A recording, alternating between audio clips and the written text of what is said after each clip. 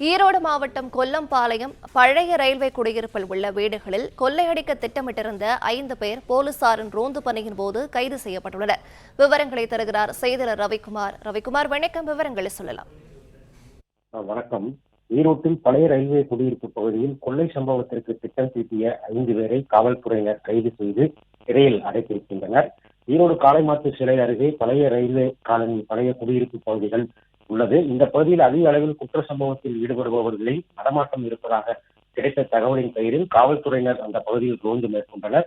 அப்போது பழைய குடியிருப்பு பகுதியில் இருந்த 5 பேரை காவல்துறையினர் பிடித்து விசாரணை மேற்கொண்டதில் பாரதி, முகமது இஸ்மாயில், கண்ணன், விக்னேஸ்வரன், சிவானந்தம் என்பதும் இவர்கள் மீது ஏற்கனவே பல்வேறு வழக்குகள் நிலுவையில் உள்ளதும் தெரிய வந்தது. இந்த 5 பேரும் ஒன்று கூடி பழைய குடியிருப்பு பகுதியில் மது அருந்திவிட்டு கொள்ளை சம்பவத்தில் ஈடுபடுவதற்கான ஆலோசனையில் ஈடுபட்டதும் காவல்துறையினர் விசாரணையில் தெரிய வந்தது.